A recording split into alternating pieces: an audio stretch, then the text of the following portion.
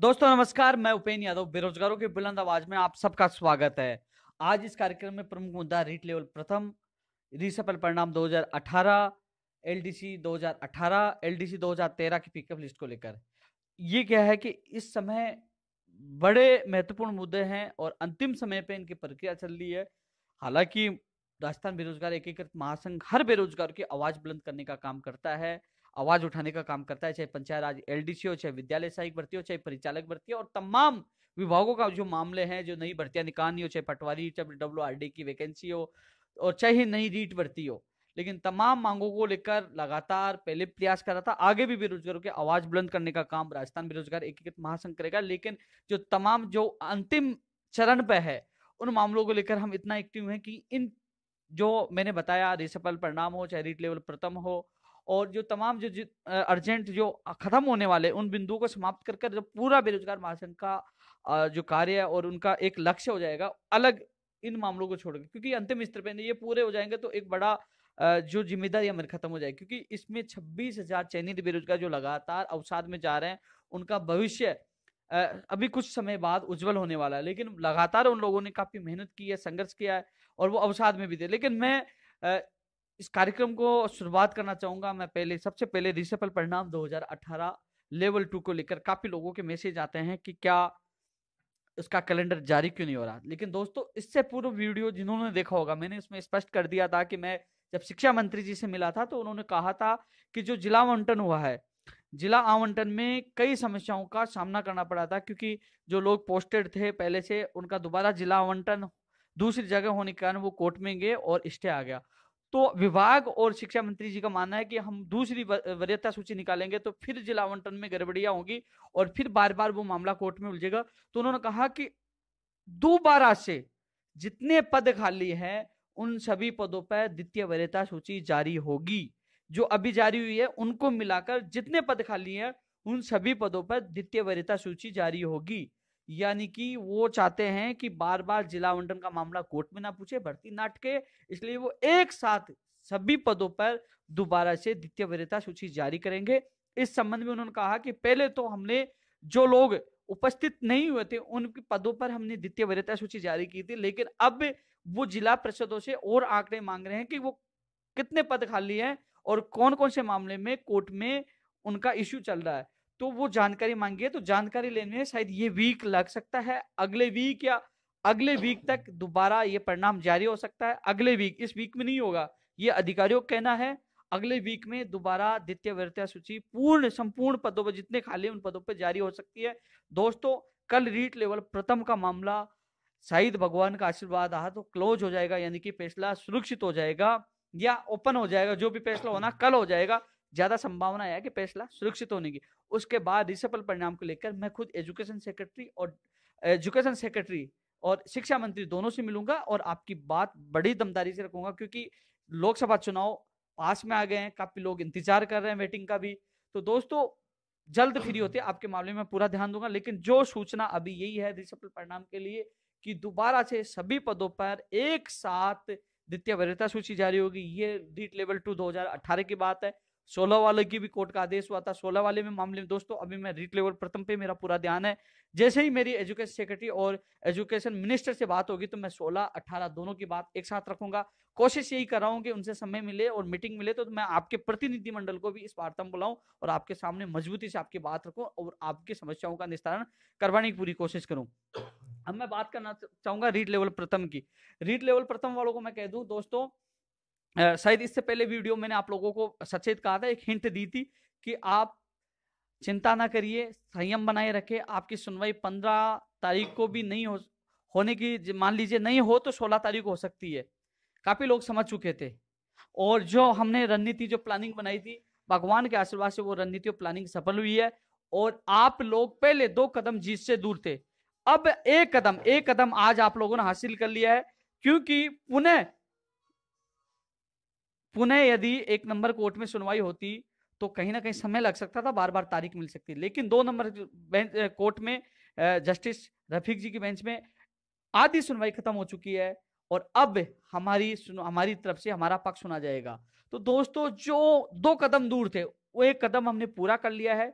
1 कदम भगवान के आशीर्वाद से कल पूरा कर लेंगे, क्योंकि जीत सच्चाई की होगी, जीत हमारी होगी। जिस प्रकार हमने रणनीति बनाई, जिस प्रकार हमने प्लानिंग बनाई, जिस प्रकार हम काम कर रहे हैं, क्योंकि मेरी टीम के वो कोर सदस्य बंद कमरे में रहकर काम कर रहे हैं, साथ रहकर काम कर रहे हैं। अभी तक किसी को पता नहीं कि इस अंजाम तक पहुंचाने में किन किन साथियों ने साथ दिया, कौन कौन कमेटी के सदस्य हैं जिन्होंने रात दिन मेरे साथ मेहनत की है। कभी भी उन्हें मीडिया में आने की कोशिश की, न सोशल मीडिया में आने की कोशिश, कभी नाम डालने की कोशिश की, लेकिन जिस प्रकार मैंने कहा कि 11 बजे जाना है रात को, तो 11 बजे गए, सुबह 6 बजे जाना है तो वो मेरे साथ गए, और इस तमाम योजना को, तमाम रणनीति को उन्होंने अंजाम देने में मेरा पूरा साथ दिया, और जिसका परिणाम आपने आज देखा होगा। ये सेमीफाइनल था, फाइनल कल होगा दोस्तों, और फाइनल में आप लोगों की जीत होगी। आप लोगों से किया वादा मैं पूरा करूंगा, चाहे सोशल मीडिया पे कोई ऑडियो डाले, चाहे वीडियो डाले, आपको किसी बातों पर विश्वास मत करना। हम जानते हैं किस प्रकार हम काम कर रहे हैं, किस प्रकार हम भूखे प्यासे रहकर पूरी नींद भी नहीं ले पा रहे, लेकिन मेरा एक ही लक्ष्य है, 26,000 लोगों को जल्द से जल्द स्कूल में भेजकर उनका सपना पूरा करना और मेरा वादा पूरा करना।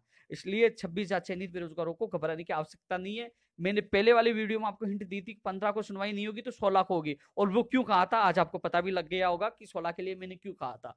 तो वो आपको इस चीज का स्पष्ट आपको पता चल गया। लेकिन इतना कह सकता हूं, कल के बारे में और बता दूं, कल हमारा केस सप्लीमेंट्री लिस्ट में 2 नंबर कोर्ट में 28 नंबर पे लगा हुआ, लेकिन जो उससे पहले 27 केस लगे हुए हैं, 27 केस में 8 केसों में तो फैसला सुनाया जाएगा, और फिर 19 नंबर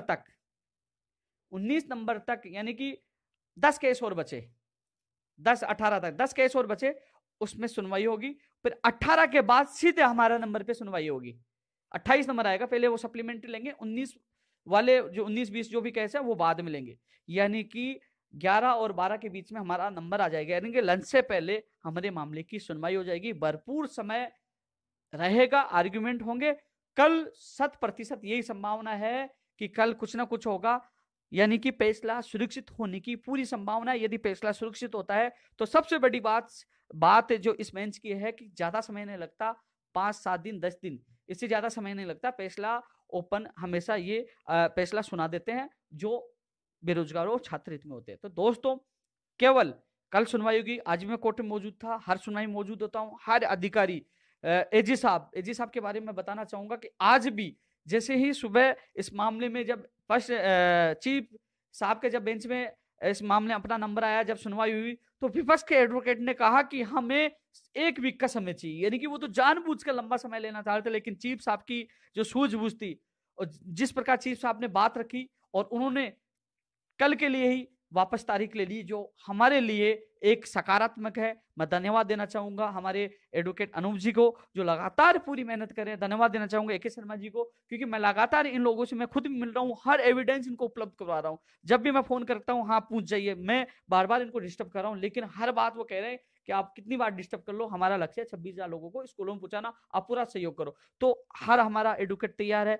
माध्यमिक शिक्षा बोर्ड के सचिव भी पूरी और मेहनत करें। इसके अलावा AG हो चाहे AG हो, पूर्ण रूप से हमारी टीम जो पूरी 26,000 लोगों को स्कूलों में पहुंचाने के लिए मेहनत करी है, वो सकारात्मक है। इसका परिणाम आपको जल्द देखने को मिलेगा। लेकिन दोस्तों, मैं इतना कह सकता हूं, इस वीडियो को ज्यादा से ज्यादा शेयर करना, जिससे उन चयनित बेरोजगारों तक बात पूछे जो लोग अवसाद में। लेकिन इतना कह सकता हूं, जब भी मैं एक आवाज दूं जयपुर बुलाने के लिए, क्योंकि अब जयपुर में जो आगाज होगा वो जीत के जश्न का होगा, और वो आगाज एक बड़ा आगाज होगा, क्योंकि उस आगाज के साथ ही हमारे ज्वाइनिंग के आदेश होंगे।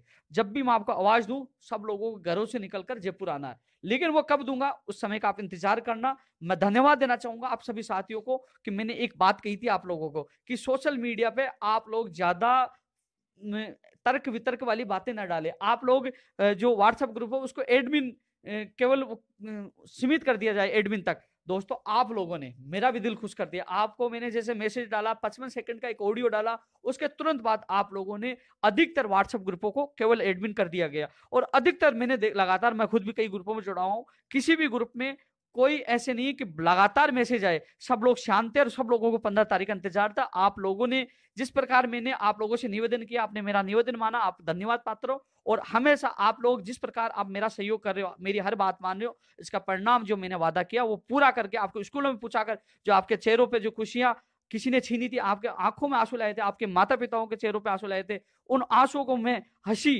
यानी कि खुशी के आंसुओं में बदलूंगा। और आप लोगों के सपने साकार करने का वादा मैंने पहले किया था और आज फिर कर रहा हूं। आप लोग स्कूलों में होंगे और आपके सपने पूरे होंगे, बस कुछ समय की बात है। एक कदम पीछे है, एक कदम आज हमने प्राप्त कर लिया, एक कदम बहुत जल्द प्राप्त करेंगे। चाहे दुनिया कुछ भी कहे, चाहे दुनिया कितना भी ऑडियो डाले, वीडियो डाले, चाहे कितना भी ये कहे कि कुछ नहीं होंगे, हम जीतेंगे, वो जीतेंगे, लेकिन इतिहास गवाह है, जिस भी भर्ती में हमने लगातार मेहनत की है, सच्चाई और ईमानदारी से कोई कार्य करता है, कोई हरा नहीं सकता। सच्चाई और ईमानदारी से हम लड़ रहे हैं, हमारी जीत होगी, इसका परिणाम हम आपको ला कर देंगे। पहले भी कहा था, आज भी कह रहा हूं, सोशल मीडिया है, इस पर हर वीडियो रिकॉर्ड होता है। आप लोगों के लिए मैं पहले भी तैयार था कि मैंने जो वादा किया वो पूरा करूंगा। इस वादे को पूरा करने के लिए मैं किसी भी हद तक जा सकता हूं, लेकिन आपसे जो वादा किया वो पूरा करूंगा। इसलिए 26,000 चयनित बेरोजगारों को ये कहना चाहूंगा, नो टेंशन, मस्त रहो, जल्द जीत का आगाज होगा। और जब आपका आवाज दूं, जब आप लोगों को पहुंचना है, आप लोगों ने मुझे पूरा मान सम्मान दिया, प्यार दिया, आप लोगों मेरी हर बात मानी, आप धन्यवाद के पात्र हैं। कुछ समय और बात माननी है, आप स्कूलों में होंगे। इसके अलावा दोस्तों, आज पोस्टेड मामले में भी हाईकोर्ट में सुनवाई हुई थी और वो पॉजिटिव ये निकला, समायोजन को लेकर एक अच्छा उसमें पॉइंट निकल के आया है। 2 सप्ताह बाद इसकी पुनः सुनवाई होगी। कुछ लोगों ने अफवाह फैलाई थी कि पोस्टेड वाले मैटर को लेकर कहीं ना कहीं स्टे आ जाएगा, भर्ती अटक जाएगी, लेकिन जिसमें मेन पिटिशन जो राजेंद्र कहर था, उनसे मैंने बात की, उनके एडवोकेट से बात की, राजेंद्र कहर को भी मैं धन्यवाद देना चाहूंगा। उसने कहा कि भाई साहब, हम लोग थोड़ा वेट कर लेंगे, लेकिन भर्ती पे स्टे नहीं आने देंगे। और उन्होंने पूरी मेहनत की, आज वो खुद कोर्ट में मौजूद थे, आज जो वो चाह रहे थे, क्योंकि उनका उद्देश्य यही है कि कैसे भी ज्यादा से ज्यादा बेरोजगारों को मौका मिले। क्योंकि ये सारा जो पोस्टेड वाला मामला था, शुरू से मैं उनके साथ था, और पोस्टेड अभ्यर्थियों की जगह यदि वो छोड़ के आते, उन जगह बेरोजगारों को मौका दिया जाता है, समायोजन किया जाता है, तो न तो पोस्टेड का बुरा होगा, न किसी बेरोजगार का बुरा होगा। इसलिए राजेंद्र जी और उनकी टीम, चाहे रामदेव जी हो, चाहे कोई भी, जयराम जी हो और राजवीर जी हो, उन सबको बहुत बहुत धन्यवाद, क्योंकि वो धन्यवाद के पात्र हैं। और हमारे इस मामले में जो अभी जब हमें हर चीज की आवश्यकता पड़ी, तो हमारे कंधा से कंधा मिलाकर साथ देने का काम इन लोगों ने किया है। इसके अलावा दोस्तों, मैं इतना कह सकता हूं, रिसफल परिणाम के बारे में आपको बताया, लेवल फर्स्ट के बारे में आपको बताया, और पोस्टेड वाले के बारे में बताया। अब एलडीसी 2013 की पिकअप लिस्ट वालों को बता दूं, आपकी फाइल वापस उसी विभाग में भेजी गई है। आपके विजेंद्र जी से मेरी बात हुई थी, वो कह रहे हैं कि आज फाइल वापस सीएमओ में जाएगी। तो कल उन्होंने कहा कि कल आप उनके हमारे साथ चलना। तो मैं दोस्तों, कोर्ट से फ्री होने के बाद आपके साथ, आपके अभ्यर्थियों के साथ मैं सीएमओ में जाऊंगा, जितनी मदद होगी मैं करूंगा। आज मैंने फोन किया था कि मेरे को कहाँ आना है, तो उन्होंने कहा कि नहीं भाई साहब, आज आप रुको, कल आना है। तो मैं कल उनके साथ जाऊंगा। एलडीसी 2018 वालों के लिए मैं कह दूं दोस्तों, इस महीने का टाइम चेयरमैन साहब ने दिया, बोर्ड ने दिया, तो इस महीने का इंतजार करो। यदि इस महीने में नहीं करते, तो मैं 26,000 वाले मामले में फ्री हो गया हूँ। फिर बड़े धमाके के साथ, चाहे बोर्ड का घेराव करना है, चाहे कुछ करना हो, चाहे धरने में बैठना है, क्योंकि आपके मैं बेरोजगारों के साथ हूँ और आपके साथ हूँ। तो एक बार इस महीने का इंतजार कर लेते, फिर हम करेंगे बोर्ड के सामने आगाज, आपका परिणाम जारी करवाने के लिए। इसके अलावा दोस्तों, मैं इतना कह सकता हूँ, 26,000 चयनित बेरोजगारों के लिए, क्योंकि कई लोग देख रहे होंगे कि उपेंद्र यादव लगातार 26,000 बेरोजगारों के बारे में, एक ही भर्ती को लेकर क्यों पीछे पड़ा है। वो इसलिए पड़ा हूं कि ये अंतिम स्टेज पे 26,000 का मतलब 26,000 परिवारों का सवाल है। इसमें 2 व्यक्तियों ने अपनी जीवन लीला समाप्त कर दी अवसाद में आकर। मैं नहीं चाहता किसी परिवार के साथ ऐसा हो, क्योंकि आज ये मेरा वीडियो है जो मैं रिकॉर्ड कर रहा हूँ, उसको 26,000 ही नहीं, उनके परिवार वाले भी देखते हैं, उनके पेरेंट्स सारे देखते हैं कि उपेंद्र यादव क्या कह रहा है। सब लोगों की आशाएं हैं और इनके आशाओं पे मैं खरा उतरूंगा। उसके बाद मैं 26,000 के बाद बिल्कुल फ्री हूँ, चाहे रिसपल वाला मामला हो, चाहे एलडीसी वाला मामला हो, चाहे पंचायत सहायक भर्ती हो, चाहे विद्यालय सहायक भर्ती हो, चाहे एलडीसी भर्ती, पंचायत राज हो, हर व्यक्ति के साथ मैं पहले भी खड़ा था, आगे भी खड़ा रहूंगा और हमेशा साथ देता रहूंगा। और दोस्तों, मुझे इस चीज का कोई फर्क नहीं पड़ता, मुझे इतनी शानदार और जानदार टीम मिली है जो लगातार मेरे कंधे से कंधा मिलाकर साथ दे रही है और काम कर रही है, जिसका परिणाम आपके सामने है। हाँ, जब भी जो इस वीडियो को देख रहे हैं, जब भी मैं किसी को आवश्यकता होगी, आपको मैसेज छोड़ूंगा, उस मैसेज के को आपको फॉलो करना है। जब भी मैं बुलाऊं, कहां भी बुलाऊं, उस समय आपको पूछना है। कल हम लोगों के लिए दिन अच्छा होगा। बेस्ट ऑफ लक, क्योंकि हमारा संघर्ष कामयाब होगा। जीत और सच्चाई को कोई भी नहीं हरा सकता। जीत हमेशा सच्चाई की होती है।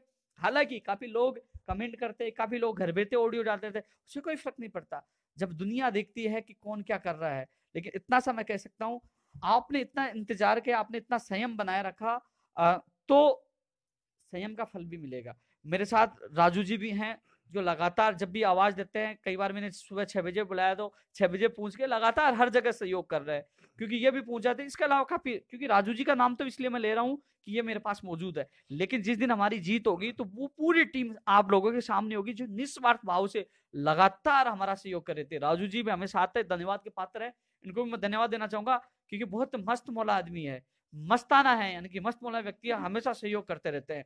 और इतना ही कहना चाहूंगा। इसके अलावा मैं एक बात और बता दूं, कोई रीड लेवल फर्स्ट का हो गया, सेकंड का हो गया, क्योंकि मुझे एक चीज की होती है, कई बार मैसेज आते हैं मेरे पास कि लगातार लोग ये कहते हैं कि भैया हमारी बात नहीं होता। एक पीटीआई का मुझे याद आ गया, पीटीआई वालों कहता हूँ कि बस 26,000 वाले मामले से मैं हल हो रहा हूँ, अधीनस्थ बोर्ड फिर जाऊंगा, जितने तमाम मुद्दे, उन मुद्दों के लेकर आपकी आवाज जरूर उठाऊंगा। एक इंसान हूं, भर्तियां हजारों हैं, बेरोजगार लाखों हैं, लेकिन फिर भी समय मिलता हर बेरोजगार की आवाज बनने की कोशिश करता हूं। यदि उनके सपने साकार होंगे, यदि उनके माता पिताओं के सपने साकार होंगे, तो कहते हैं ना किसी का भला होता है ना, और जब दिल में इतना सुकून आता है कि किसी के चेहरे पे हंसी आ रही है, ये दुनिया बहुत मतलबी है, अपने मतलब के लिए जीती है, लेकिन जब मतलब सिद्ध हो जाता है ना तब चले जाते। लेकिन सच बात यह है, मैं मतलब वाली किसके लिए कह रहा हूँ, मतलब कह रहा हूँ जिस प्रकार बड़े बड़े अधिकारी है, बड़े बड़े नेता है, यूज करके थ्रो कर देते हैं, लेकिन हम लोग जिस प्रकार मजबूत हुए, जिस प्रकार हम लोग इकट्ठे हो, जिस प्रकार हमने ताकत दिखाई, तो ये ताकत के आगे हर कोई नतमस्तक हो जाता है। और अपनी ताकत इतनी मजबूत है, राजस्थान के युवा बेरोजगार अब समझ चुके हैं, इतने मजबूत है, क्योंकि लोकतंत्र में हमारा भी अधिकार है हमारी मांगों को पूरा करवाने का। लेकिन सबसे अच्छी बात है कि वर्तमान जो सरकार आई है, हमने जो व्याख्याता भर्ती को लेकर बात रखी, हमने जो साइंस में के 7,000 चयनित बेरोजगारों का आदेश निकालने की बात रखी, और हमने एजी साहब को बुलाने की मांग रखी।